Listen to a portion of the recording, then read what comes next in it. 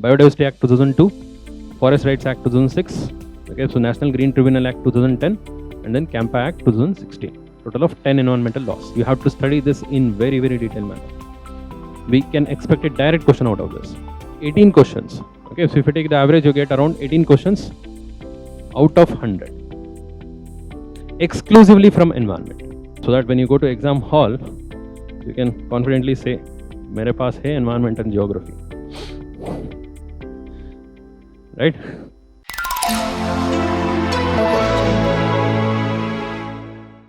So let's start with the subject of environment. So in prelims, the subject of environment is just given as one liner in the syllabus, and it is just given as general issues on environmental ecology, biodiversity, and climate change. Okay, so this is the topic as it is mentioned in the syllabus. So that is from the notification. This is from paper 1 of your preliminary. Okay, so where 3 topics are directly mentioned. One is environmental ecology, second one is biodiversity, third one is climate change. Okay, so 3 topics are directly mentioned. Doesn't mean that we are going to cover only these. Based on the PYQ analysis, based on the main syllabus. Okay, so we are going to have a broader coverage of all the different topics together. Okay, so yes, this is what is given in the syllabus. But beyond that, there's one more important line. That do not require subject specialization. Okay, so what is the meaning of this?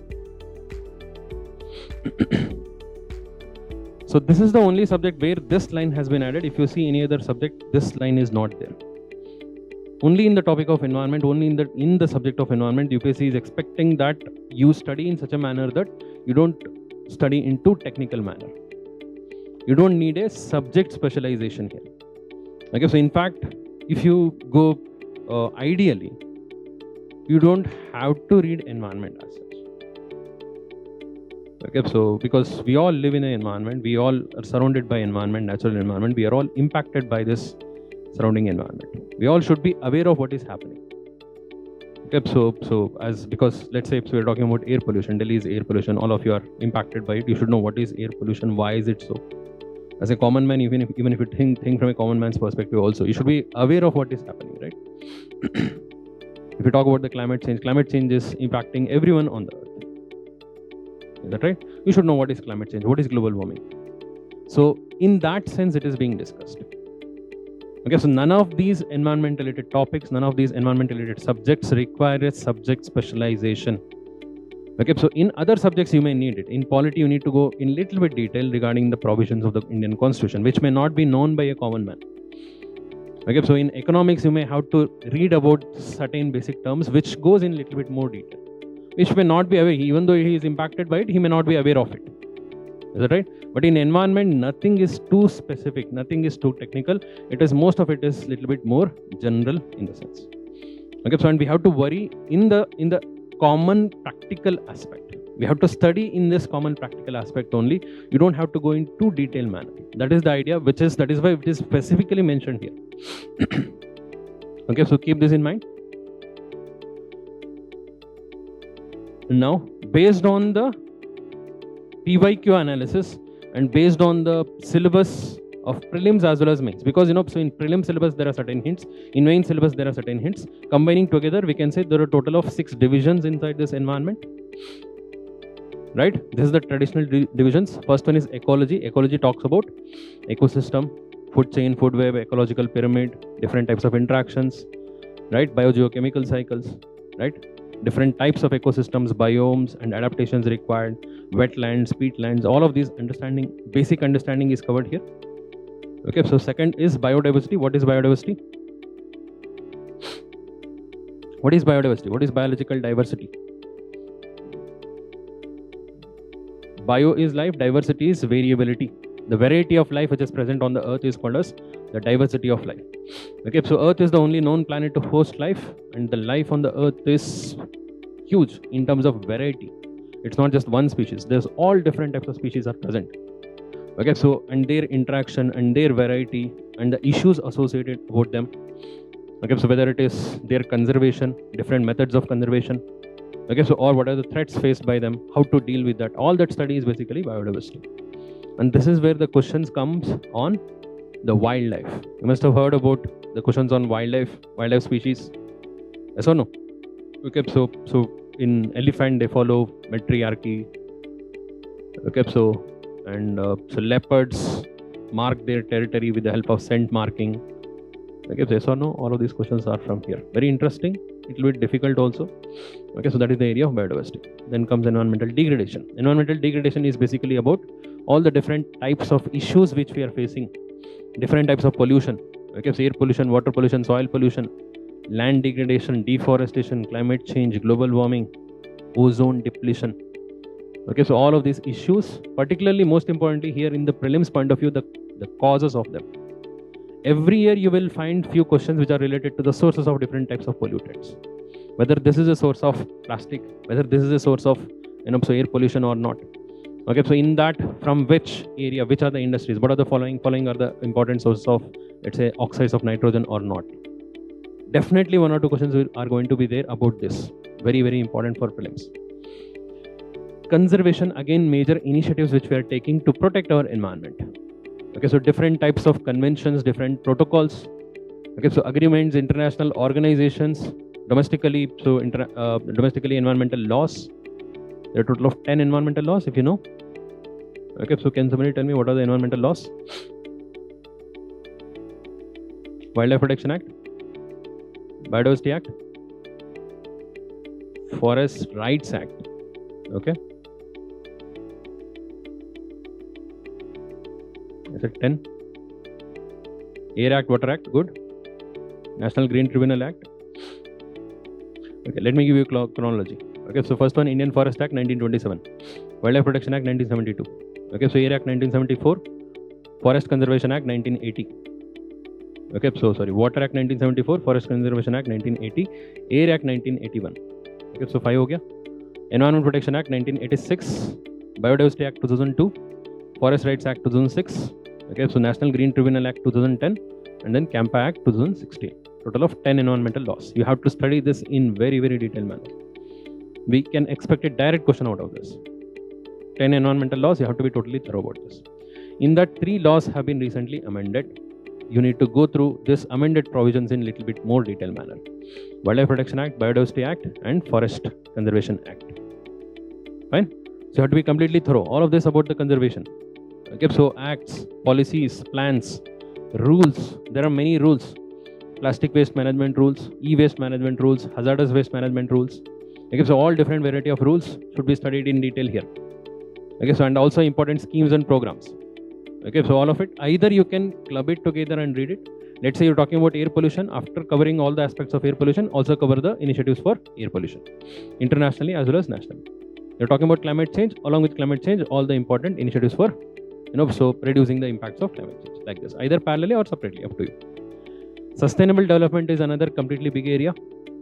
Okay, so particularly when we talk about sustainable development in terms of energy, clean energy initiatives, sustainable agriculture initiatives, most of them are from current affairs only. Fine?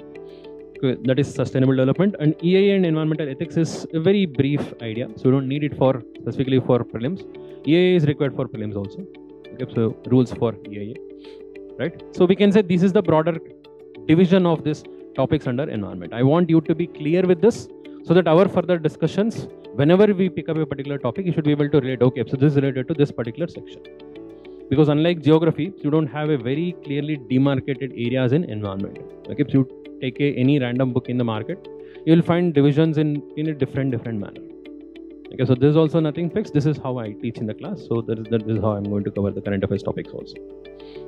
Fine. In this, ecology, EIA and environmental ethics are completely static in nature. There will be few questions. There will be few questions we can link it with the ecology concept, but they are less in number. Most of them you can thoroughly cover it through your class notes, classroom material. This entire topic will be covered completely because the EIA rules are very simple and direct rules. You have to be thorough with that. Otherwise, there's not much of current related aspects. I'll show a few examples also, you will understand this. Otherwise, biodiversity, there is enough static part as well as current related, particularly the species in use. Okay, so important species in use, important measures to protect the biodiversity of India. So anything unique, anything which is special in the news in the recent times, all of this comes here. Environmental degradation, all the important pollutants, pollution related issues in the current context has to be covered thoroughly. Okay, so it has to be very detailed. And conservation is completely current affairs. Okay, so except the conventions and protocols and the laws, which you have to study thoroughly, have a broad idea, broad framework, most of them are current related only. Okay, so and sustainable development, as I told you, so energy related initiatives, agriculture initiatives, all of them again current affairs. Okay, so in these 4 units, if at all I have to demarcate, okay, so more than 50% is current affairs. Okay, so more than 50% of the topics and the questions are related to current affairs only. Unlike geography, where most of it is static, in environment is like more than 50% is current affairs. Right? Talking about the overall weightage of environment section, this is the average weightage of the number of questions which have been asked in the last 10, 11 years, you can see. So on an average, we have around 18 questions. Okay, so if you take the average, you get around 18 questions out of 100. Exclusively from environment. Exclusively from environment.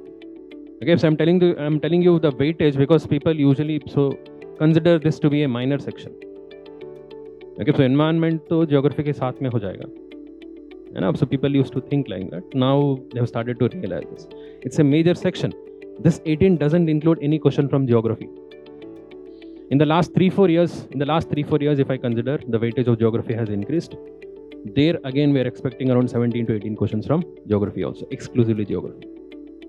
Together, geography and environment, including the mapping aspect, will cover 35 out of 100. 35 questions out of 100. You cover these sections thoroughly, completely, you will be very, very confident of clearing prelims. Okay, so that when you go to exam hall, you can confidently say, मेरे पास है environment and geography. Right? Minimum 35. Last year, if we count mapping related, थोड़ा बहुत include कर दिया, ना अब हमारा ही बोल के include कर ही सकते हैं, IR related mapping है ना, so आ जाएगा 40 तक आ जाएगा. ठीक है? So please don't ignore this section. In that environment, half of the environment related questions are from current affairs. That is why मैंने यहाँ पर add किया PT365. You need to be completely thorough with this current affairs, then only you can say confident. Fine. So talking about the weightage of different sections in prelims area, so I told you, so ecology is a very low in terms of weightage. However, it is consistent. Whatever the question comes in ecology, you can easily answer, and whatever you have studied through your class or class notes, that would be sufficient. When you come to biodiversity, degradation, and environmental conservation, these 3 become a major part of this entire prelims. Okay, so particularly the conservation aspect, if you see all the different initiatives, okay, so laws, rules, okay, so conventions, protocols, organizations, everything become a major part of this, covering nearly 35% of 100 questions, 100 marks. Okay, so sorry, 35 of 100% if we say, so then let's say entire environment is 100% in that. Okay, so biodiversity, degradation, environmental conservation and sustainable development, that is the major topic. In that 50% are going to be from current affairs only. Okay, so there is not a single question which has come in the last few years on EIA, but we can expect EIA rules, इसके ऊपर तो question आ सकते हैं, so in prelims also. Okay, so the nature of questions, you can observe 3 types of questions in the prelims. One is static, another is completely current affairs. Third one is a mix of static and current affairs. Okay, so of course you can put it either in static or current affairs also. Okay, so what is a static question? What is a static question when I say? So what you have studied from the class and class notes, what has remained the same in the last 5-10 years, that is what is static. Okay, so let's say we talk about the different types of biomes, desert biome, tundra biome, rainforest biome, what are the characteristics, what are the adaptations required, what is the nature of the wildlife present over there. It's all part of static, it doesn't change every year. This you can thoroughly cover based on the last 10 years of analysis. Okay, so if you go through the thorough material or you attend any good class, you will be able to cover this thoroughly. That is what I am saying static. In every subject, there is some static part. Let's say we talk about climate change. Okay, so you need to understand the mechanism of climate change. What are the climate pollutants? What are the nature of them? What are the important sources of them? It's not like every year it changes, right? Every year changes. What changes? The initiatives taken, new initiatives comes. Okay, so new decisions taken, that changes. But the idea of climate change remains the same. Until now, whatever the major initiatives which have been taken, establishment of IPCC to UNFCCC, Kyoto Protocol to Paris Agreement, that remains the same. You have to thoroughly cover them. That is your start. When I say current affairs, in the last COP, what are the major decisions taken?